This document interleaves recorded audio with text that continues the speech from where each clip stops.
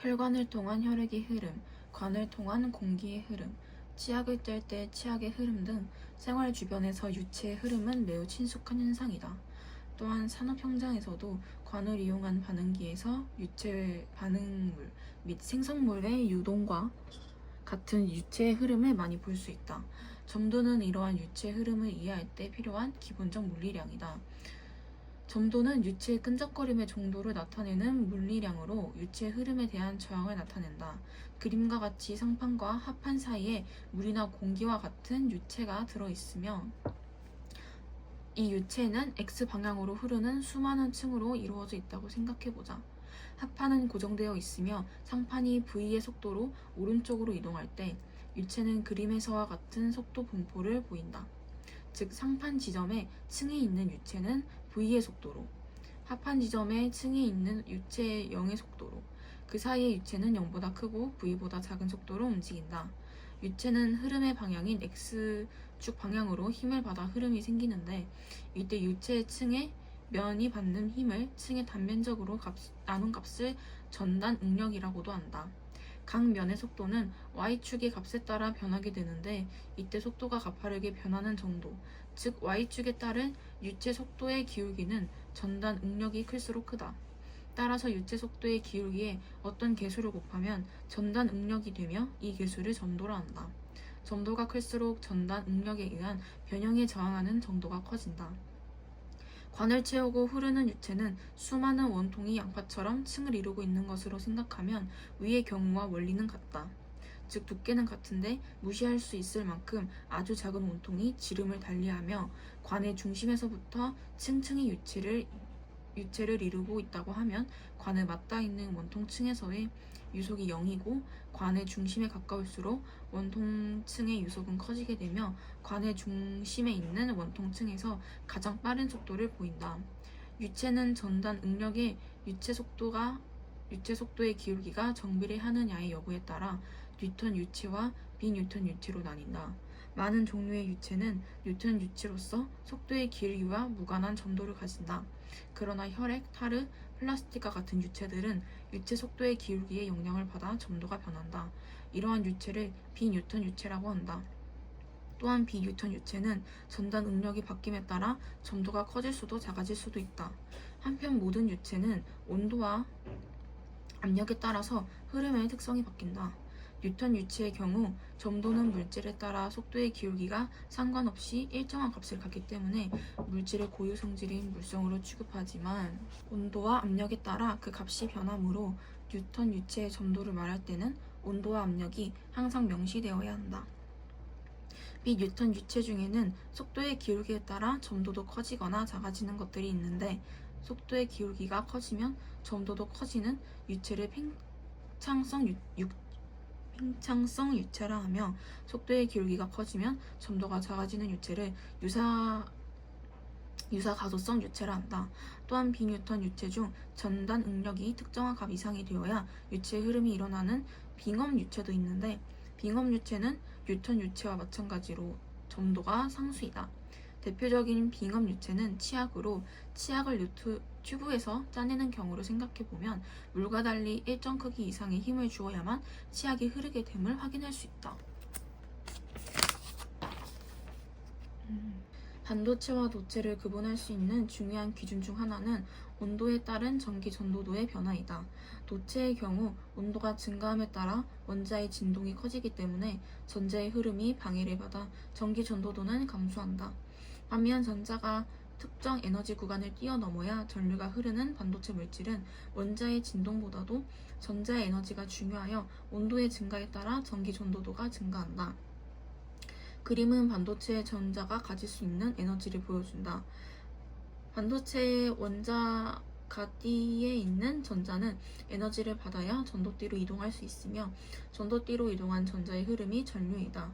전도띠와 전자가띠가 그림처럼 어떤 폭을 갖는 것은 파울리의 베타 원리로 설명할 수 있다.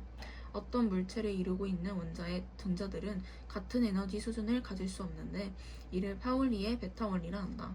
따라서 수많은 전자의 에너지가 서로 다른 수준을 갖지만 그 수준의 차이는 매우 작기에 모든 전자의 에너지를 표현하면 띠와 같은 모양을 갖게 된다.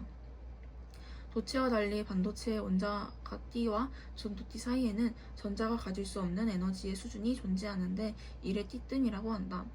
띠틈의 크기에 따라 반도체와 부도체를 구분할 수 있는데 순수한 실리콘이나 저마늄 같은 반도체의 경우 띠틈이 비교적 작아서 에너지를 받은 전자는 이를 뛰어넘을 수 있기에 전류가 흐를 수 있지만 부도체는 띠틈이 매우 크기 때문에 에너지를 받아도 전자가 띠틈을 뛰어넘는 것이 거의 불가능해 전류가 흐르지 못한다.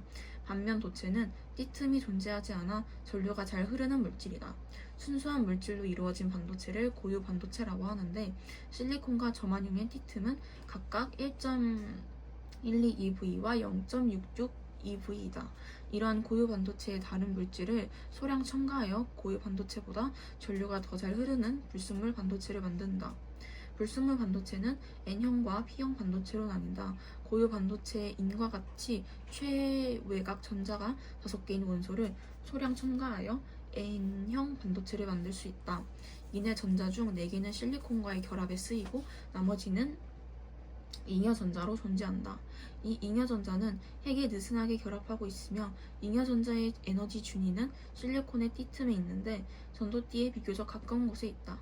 이때 잉여전자는 작은 에너지만 받아도 전도띠로 도약할 수 있어서 쉽게 전류가 흐른다.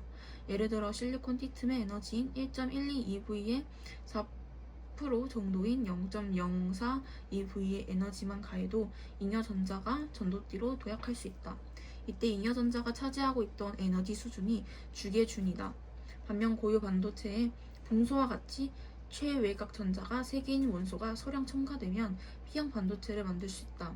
실리콘은 결합에 쓰일 수 있는 전자가 4개이고 붕소는 3개이므로 실리콘과 붕소의 결합에서 전자 하나는 결합에 쓰이지 않고 그 자리에는 결합이 없는 빈 곳이 생기는데 이를 양공이라 하며 양공은 전자와 반대인 전하로 간주한다.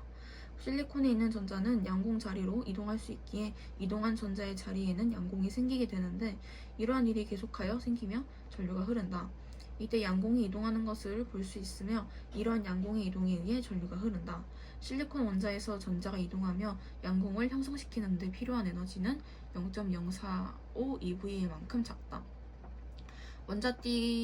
원자가 띠에 전자가 빠져나간 자리에 양공이 생성되며 전류가 흐르기 때문에 띠틈의 특정 준위에서 양공이 내려온 것으로 간주할 수 있으며 원자가 띠의 가장 높은 에너지 준위보다 0.042V 위의 띠틈의 에너지 준위에 밖의 준위가 형성된다.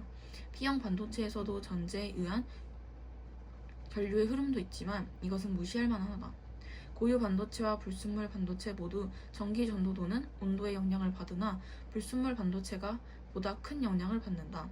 낮은 온도에서는 불순물 반도체 단위 부피당 도피된 원자의 수에 의해 전기 전도도가 결정된다.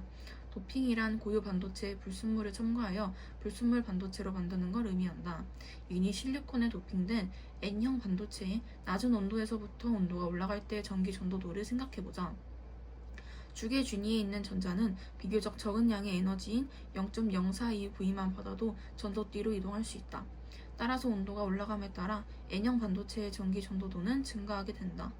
그러나 특정 온도 범위에서는 온도를 올려도 전기 전도도가 크게 변하지 않고 일정 수준을 유지한다.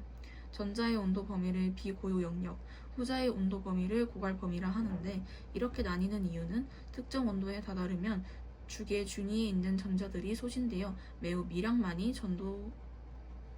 전도띠로 도약할 수 있기 때문이다.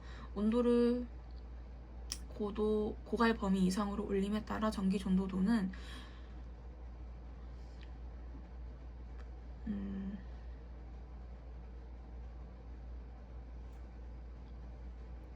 고유 범위로 들어가게 된다. 고유 범위란 순수한 실리콘의 성질이 발현되는 구간을 뜻한다. 즉 높은 온도는 실리콘의 원자가 띠에 있던 전자의 전도띠로 도약할 수 있는 충분한 에너지를 제공하게 된다. 이때 온도에 따른 전기 전도도가 증가하는 기울기는 비고유 영역에서의 전기 전도도에 그것보다 가파른데 이것은 도핑된 불순물의 전자에 비해서 실리콘에 있는 전자의 수가 막대한 양이기 때문이다. 순수한 실리콘에는 1cm당 5 곱하기 10 개의 원자가 존재하는 반면 실리콘에 첨가된 이는 1cm당 보통 10개를 넘지 않는 소량이다. 실리콘 반도체의 경우 비고유 영역의 전기 전도도는 200도까지 일어나며 그 이상의 온도에서는 고유 범위의 전기 전도가 일어난다. P형 반도체의 온도에 따른 전기 전도도의 변화는 N형 반도체와 같은 패턴을 보인다. P형 반도체의 비고유 영역에서는 전자를 밖에 준위로 들뜨게 만들어 원자가 T의 양극을 생성시키기 때문에 온도 증가에 따라 전기 전도도가 증가하게 된다. 또한 N형 반도체의 고갈 범위처럼 온도가 증가함에 따라 T형 반도체의 전기 전도도가 거의 일정하게 유지되는 온도 영역이 P형 반도체에서도 나타나는데 이러한 영역을 포화 범위라고 부른다.